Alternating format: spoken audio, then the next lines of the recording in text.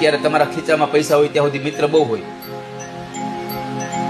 હું તો ઘણી વખત કહેતો હોઉં છું, તમને કદાચ ગમશે નહીં, ખબર નહીં મને, પણ ભગવાનને એવું કેવું, ઠાકોરજી એક વખત તો અમારી સ્થિતિ એવી આપજો કે અમને ખબર પડે કે અમારા હાચા હગા કેટલા છે. નકર તમારે હારું બહુ હોય ને તે તો બધા તમારા હગા હોય, પણ તમારી સ્થિતિ ખરાબ આવે ત્યારે ખબર પડે કે કેટલા હાચા હગા આપણા છે. સુખમાં તમારી સાથે રહે એ તમારા સાચા સગા નથી, પણ તમારા દુઃખના સમયમાં તમારી હારે ઉભા રહે એ તમારા હાચા હગા છે. તો આ દુનિયામાં સુખમાં તો બધાય હોય તમારી હારે, કારણ કે તમારે કઈ જરૂર નથી એટલા માટે.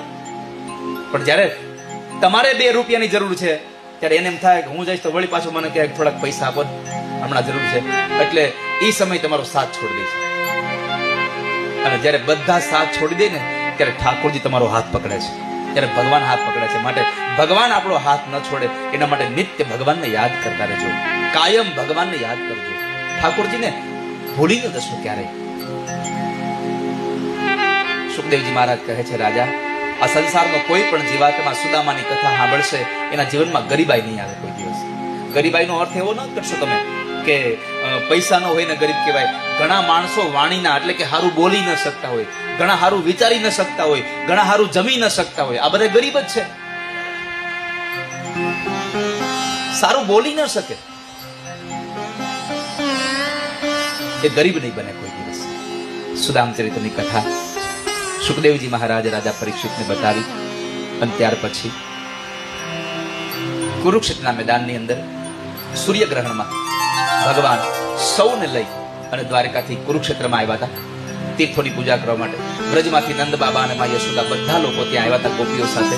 ખબર નહોતી એકબીજાને કે અહીંયા બધા ભેગા થયા છે, પણ એમાં ઉદ્ધવજી મહારાજ ભગવાનને સમાચાર આપ્યા, પ્રભુ આપણે જે જગ્યાએ છે ત્યાં આપણી રાવટીની બાજુમાં જ ગોકુળથી બાબા નંદ અને માં યશોદા આવ્યા છે, ગોપી આવી છે. અને ભગવાન માં યશોદાને મળવા માટે દોડી પડ્યા છે. જ્યારે દોડી નીકળ્યા, માને વંદન કર્યા, બાબાને વંદન કર્યા, માને છાતીએ વળગાડ્યા છે, માએ બાથ ભીડી ભગવાનને રડે છે.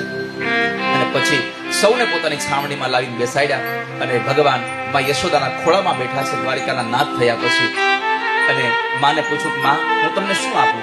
ત્યારે માએ કહ્યું, પ્રભુ બીજું તો કાંઈ નહીં, અત્યાર સુધી તમે મારી પાસે માંગતા હતા, પણ આજ તમે મને માંગવા કહો છો તો એટલું માંગુ છું કે કનૈયા, તમારી આ યશોદાનો જ્યારે અંતકાળ હોય ને ત્યારે તમે તમારા એના ખોળામાં બેઠા હો ને યશોદા ધામમાં વહી જાય એટલી કૃપા કરી દેજો મારા ઉપર.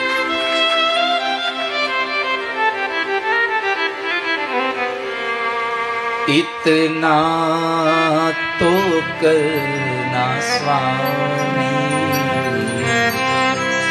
जब प्राण तन से निकले,